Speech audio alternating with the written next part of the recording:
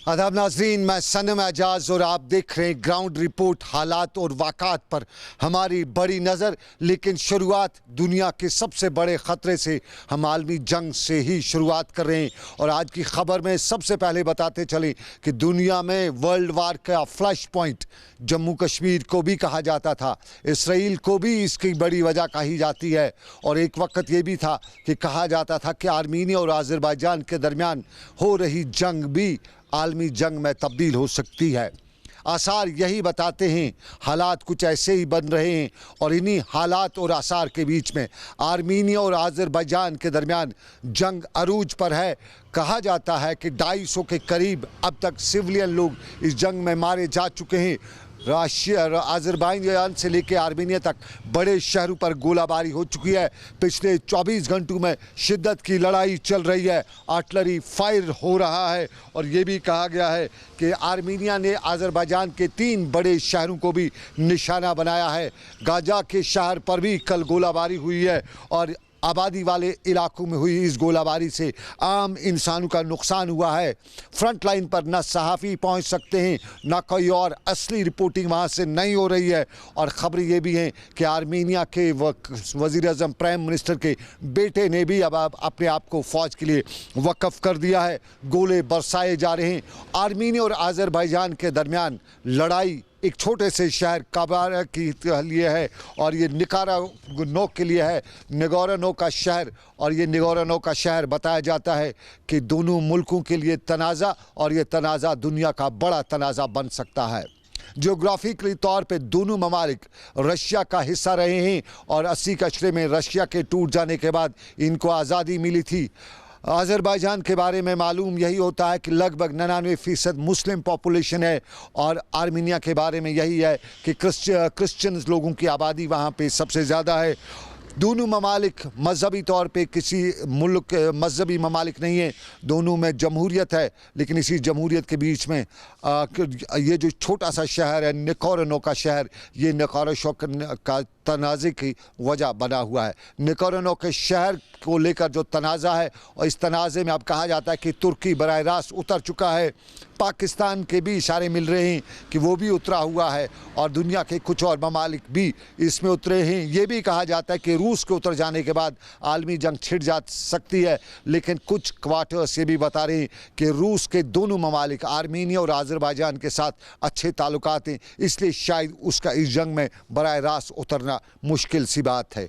Iran के हवाले से खबरें आ रही हैं कि ईरान भी सारे मामले में कहीं न कहीं बातचीत पर जोर दे रहा है और रशिया को ट्रैक 2 पे लाने के लिए बातचीत कर रहा है। और रशिया के साथ साथ ये भी कहा जा रहा है कि अगर रूस उतरा, अमेरिका उतरेगा, चीन उतरेगा। फिर चीन जब उतरा तो फिर दुनिया ब्लॉकों में तकसीम हो जाएगी और ब्लॉकों में तकसीम होने के बाद आर्मीनिया और अज़रबैजान की जंग दुनिया पर काले बादल ज़रूर मंडला ही देगी। ये आर्मीनिया और अज़रबैजान की जंग, और इस जंग के दौरान क्या कुछ तबाही निकल के आती है वो वक्त ही फैसला करेगा। लेकिन जंग के बादल हिंदुस्तान और लद्दाख चीन के दरमियान भी हैं और लद्दाख की लाइन ऑफ एक्चुअल कंट्रोल पर जारी कशीदगी में अब की बार 12 तारीख को हिंदुस्तान और चीन के दरमियान बातचीत भी हो सकती है।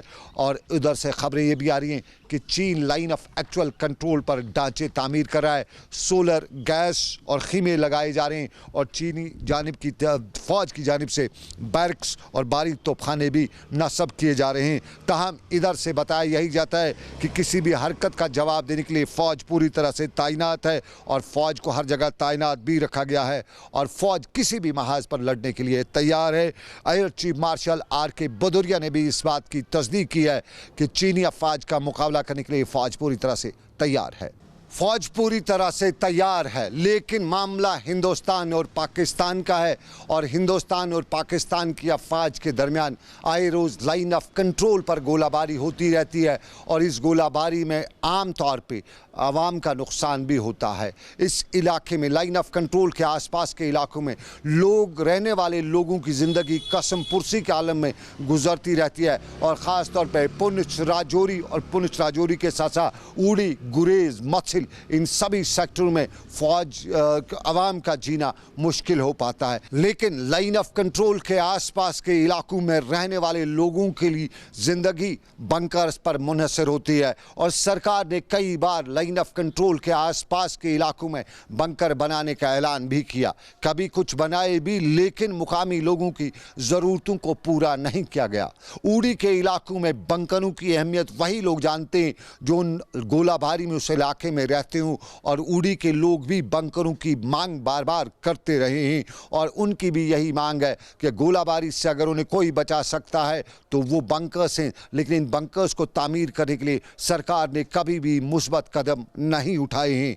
लाइन ऑफ कंट्रोल के आसपास पर रहने वाले लोगों की ज़्यादा आबादी काश्तकारी पर ही मुनहसर करती है और उन लोगों को रोज़मर्रा की ज़िंदगी के दौरान इस कामकाज में मुश्किल भी आती है और मुकामी लोग बार बार इंतज़ामिया से अपील करते रहें कि उनके इलाके में बंकर बनाए जाएं। और उड़ी के लोगों ने एक बार फिर लाइन ऑफ कंट्रोल से रियासत के एलजी तक ये बात पहुंचाने की कोशिश की है कि उनके इलाके में बंकरों की अशद ज़रूरत है। और इस वक्त लाइन ऑफ कंट्रोल का जो हाल है, जो माहौल है लाइन ऑफ कंट्रोल पर, उस दौरान उनके लिए बंकर्स की अहमियत और इफादियत को समझते हुए उनकी ज़िंदगी बचाने के इक़दाम किए जाएँ।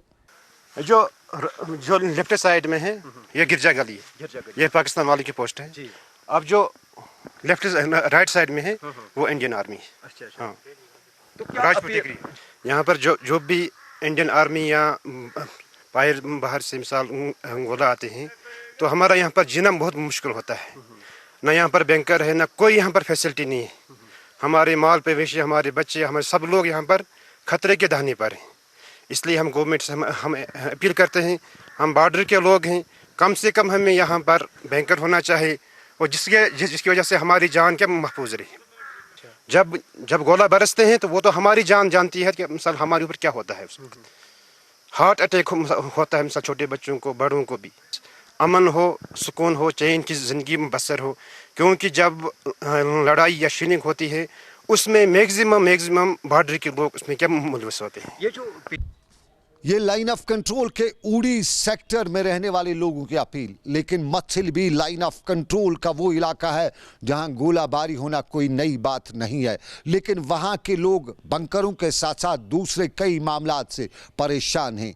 एक मामला जो कल एलजी साहब वहां गए हुए थे, जो दौरान रियासत के एलजी ने कई मामले वहां पे मौके पर ही निपटाने के अहकाम भी दिए, लेकिन उसके बाद भी लोग बता रहे थे कि बुनियादी सहूलियात का पूरे इलाके में फुकदान है। वहाँ हमारे नुमाइंदे से बात करते हुए मच्छिल के लोगों ने बताया कि ना वहाँ की सड़कें सही हैं, ना वहाँ के इलाके की आबादी के लिए पीने की पानी की सहूलियतें, हेल्थ स्ट्रक्चर तो डूबा हुआ है। और फिर कनेक्टिविटी में जहां कल गवर्नर ने तो अहकाम दिए हैं, वहीं ये भी बताया गया था कि कनेक्टिविटी में रोड कनेक्टिविटी का हाल काफ़ी ख़राब है और वो भी बता रहे थे कि बात पहुंचाने की ज़रूरत है।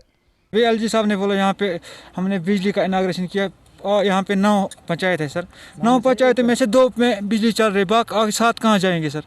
तो टावर की बात बोले सर यहाँ पे बिल्कुल नहीं चल रहा है, बोल रहे हमने टावर दे दिया, यहाँ पे बिल्कुल नहीं हो रहा है सर। अब यहाँ की अंदरूनी रोड है उनको देखिए सर, बिल्कुल ख़राब है, खस्ता हाल है, बिल्कुल ठीक नहीं है। यहाँ पे एक बैंक है जहाँ से मुश्किल शुरुआत हो रहा है, वहाँ पे एक बैंक का शाख लगा JNK के बैंक, पूरे 9 हल्कों में कोई और बैंक है नहीं। तो हेल्थ सर देखिए, हेल्थ बिल्कुल यहाँ पे बिल्कुल जीरो है सर। क्या चाहते हैं हमारे गाँव में बैक टू विलेज 3 हुआ सर, बैक टू विलेज 1 कहाँ गया सर? कुछ हमने डिमांड दी, बिल्कुल कुछ नहीं हुआ सर। बैक टू विलेज दूसरा फेज हमने डिमांड दी, कहाँ है नहीं। अब तीसरा और सर 14th FC अभी तक उसकी पेमेंट नहीं हो रही, तो 15th FC कहाँ से आ गया? तो जा कहाँ रहे ये पता करना चाहिए। लोगों को अपना हक नहीं मिल रहा है, जा कहाँ रहे?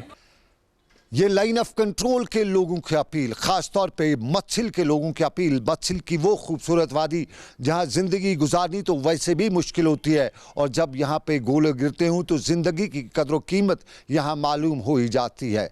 वहाँ के लोगों की अपील, लेकिन शहरों में भी कुछ और फुकदान है।